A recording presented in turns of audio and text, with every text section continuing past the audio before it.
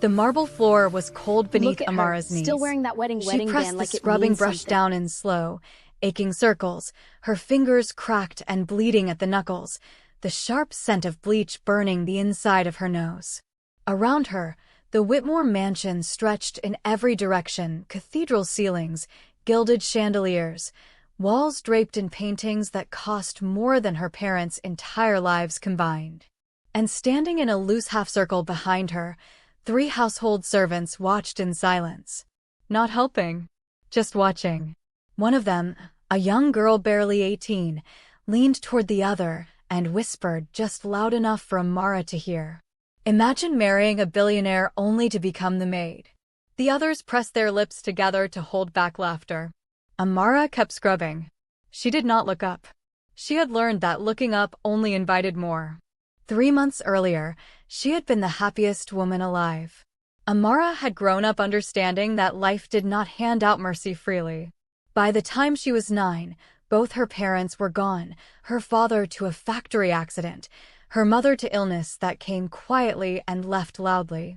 She was raised by an aunt who was kind but struggling, and when that aunt passed during Amara's 2nd year of university, she finished her degree on sheer determination and part-time work. She graduated with honors. Nobody came to her graduation.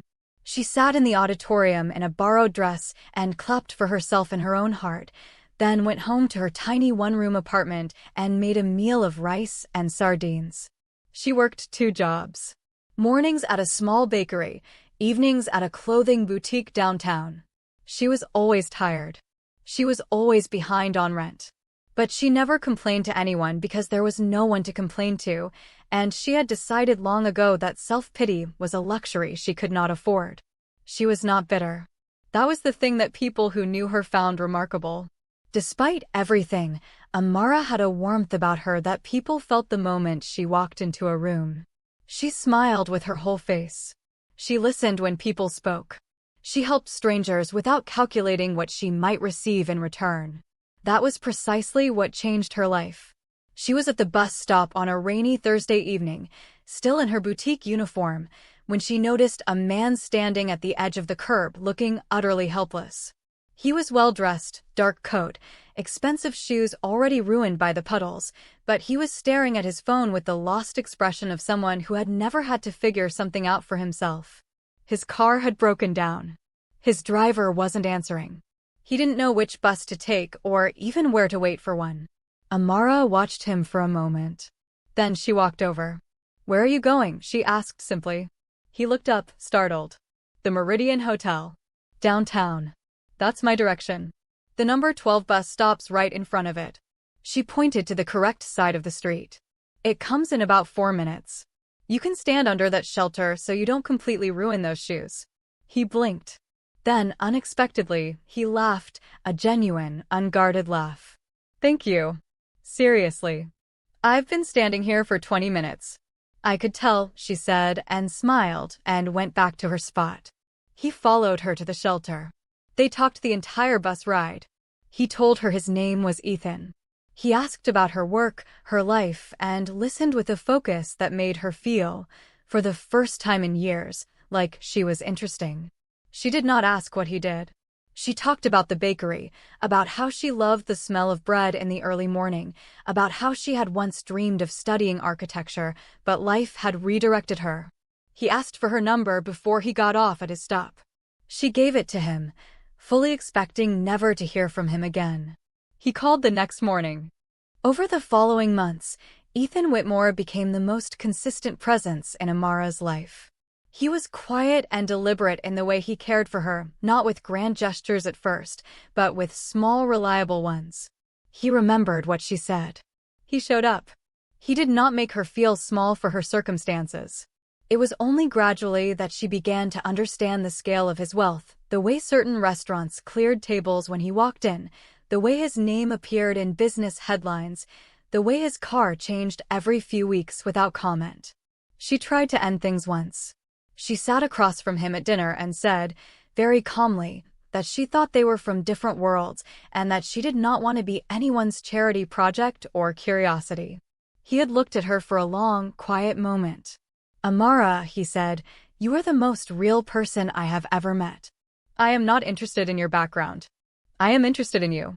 She believed him. Because he had never given her reason not to.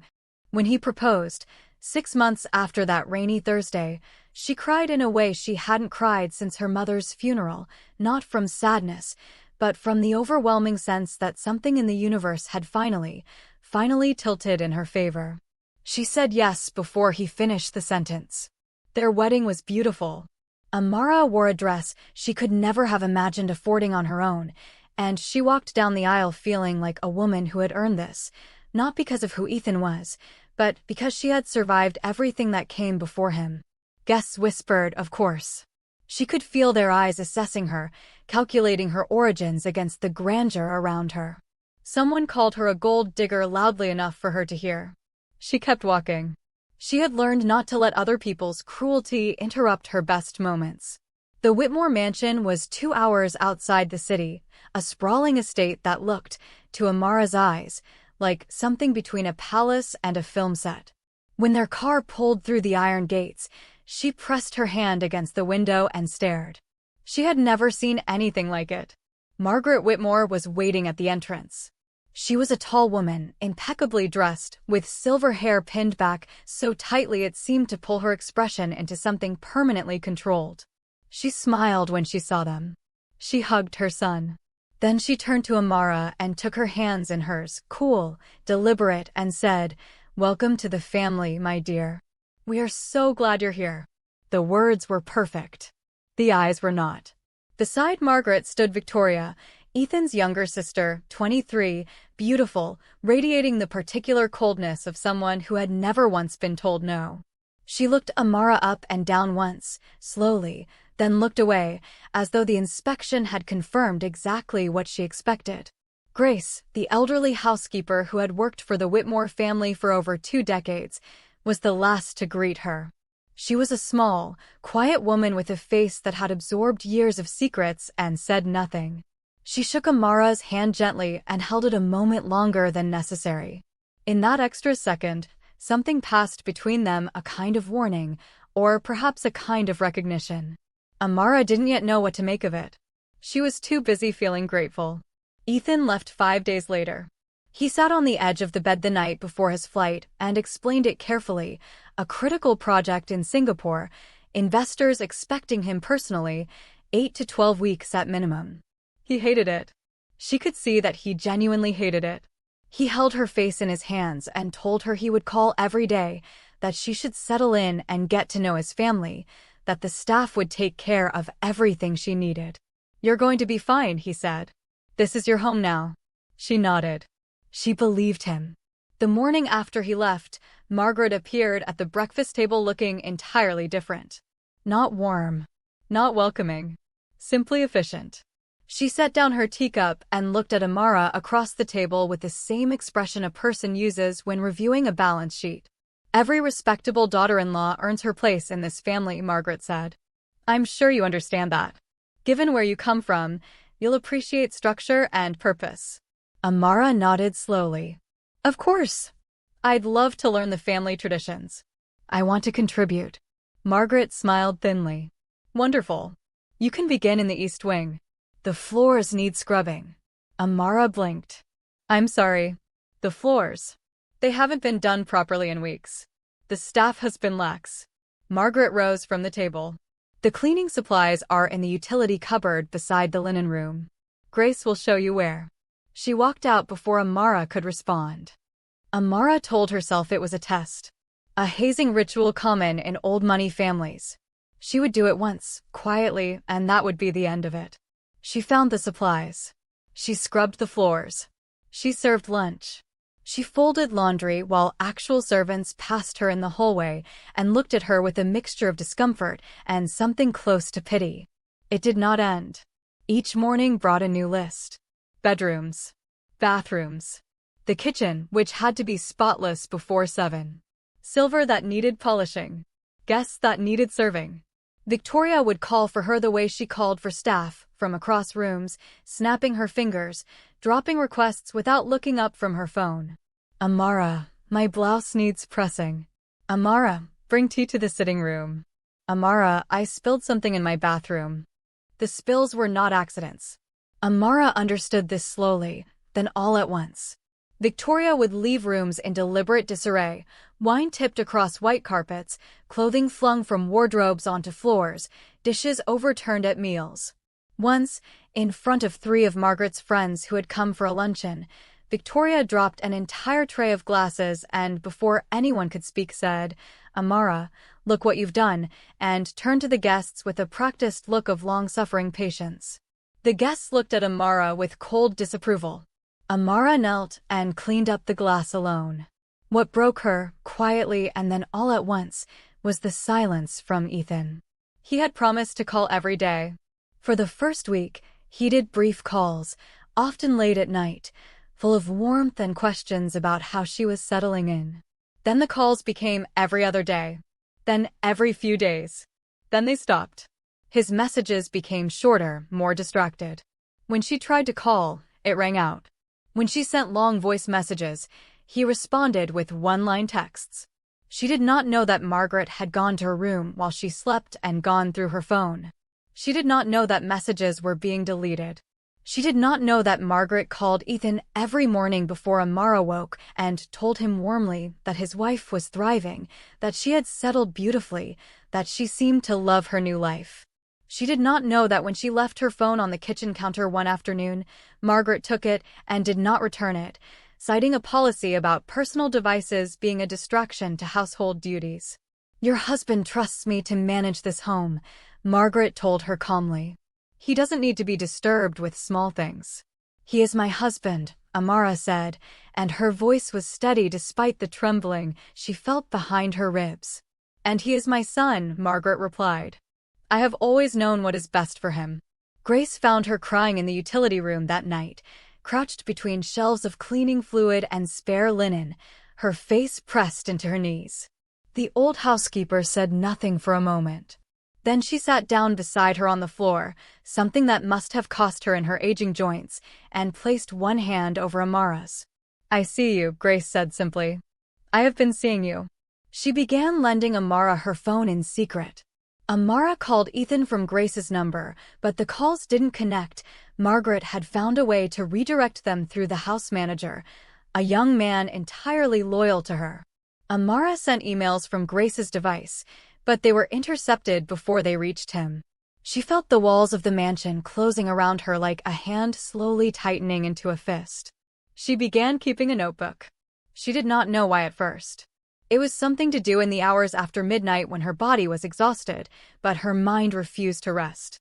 She wrote down every incident. The date, the time, what was said, what was done. She wrote it in the small cramped handwriting of someone who had very little paper and a great deal to say. Margaret's words. Victoria's cruelties. The names of guests who witnessed her humiliation. She wrote it all. Grace, who had been watching everything in her quiet decades-long way, had also been doing something of her own. She had found the old security cameras the mansion's previous estate manager had installed years ago, cameras that Margaret had forgotten existed, positioned in corners near the ceiling, blending into crown molding. Grace had been saving the footage to an old hard drive she kept hidden beneath the floorboards of her room. She did not know if it would ever matter. She only knew that truth should be preserved. The morning Amara collapsed, she had been working since 4:30 a.m. Margaret had arranged a dinner party and demanded the entire West Wing be prepared. Amara had swept, mopped, polished, folded, pressed, and carried for 7 hours without stopping because every time she paused, Margaret appeared. At 11 in the morning, in the center of the grand hallway, Amara simply stopped. Her legs gave out beneath her quietly, without drama, the way a person gives out when the last reserve is spent. She sat on the marble floor, and then she lay down, and she stared up at the chandelier above her. The servants who passed stepped around her. Margaret appeared within minutes. She looked down at Amara with no expression at all. "Get up," she said. Amara looked up at her mother-in-law from the floor, this woman with her perfect silver hair and her perfect controlled face, and felt something change inside herself. Not break. Not shatter. Something harder. something that had been forming slowly through all these weeks of humiliation and silence and grief, and that now, in that moment, set. She got up. She went back to work. She said nothing. But that night, by Grace's lamp, she filled 6 more pages. Ethan Whitmore came home on a Friday evening in October, 11 weeks into his trip, 5 weeks earlier than expected. A deal had closed ahead of schedule. He had wanted to surprise his wife. He walked through the front door to a mansion that instantly rearranged itself. Margaret's composure snapped into performance mode, warm voice, easy smile, a hand gesturing toward the sitting room where she claimed Amara was resting comfortably. Victoria disappeared into her bedroom. The servants straightened and looked ahead. Ethan went looking for his wife himself. He found her in the kitchen, on her hands and knees, cleaning the inside of the oven. He stood in the doorway for a long moment. She didn't hear him come in. He looked at her, this woman he had married, this woman whose laughter he had been thinking about through 11 weeks of boardrooms and late nights, and what he saw was not his wife settling into her new home. He saw her hands. The cracked knuckles. The faint bruising along the fingers from cold water and hard work.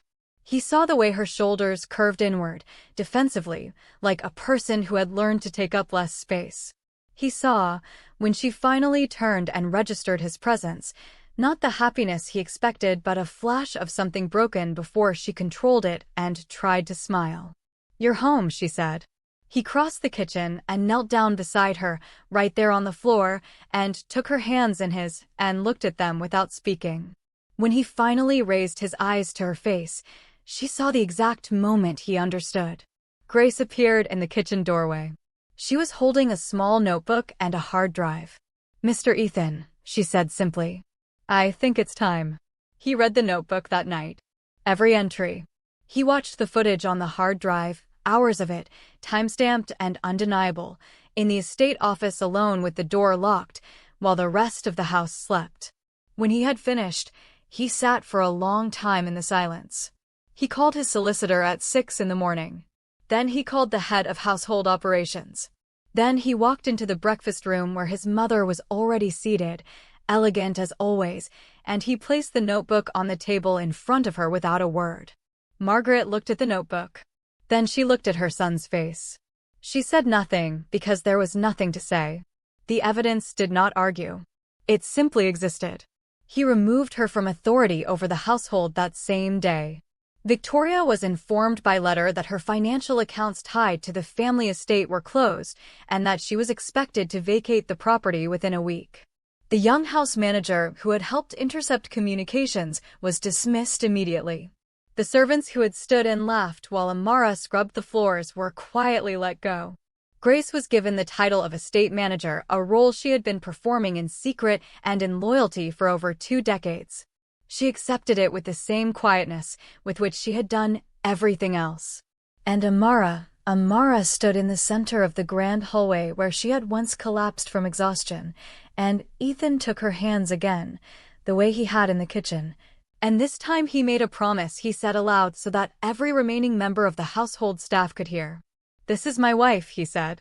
"She is the lady of this house. Anyone who forgets that will not be here to forget it twice." She did not cry. She had cried enough. She simply nodded, and something in her shoulders, that inward curve she had developed over weeks of shrinking, slowly straightened. Months later, on a bright morning that smelled nothing like bleach, Amara stood at a podium before a small gathered crowd and officially opened the foundation she had built. A charitable organization supporting women escaping cycles of domestic abuse and financial dependence. She had used her experience not as a wound to hide, but as a blueprint to build from. She looked out at the audience before she began to speak, and she thought about the bus stop in the rain, about her mother's last days, about marble floors and cracked knuckles and a small notebook that had carried the truth when she couldn't carry it herself. "Real wealth," she said into the microphone, "isn't living in a mansion.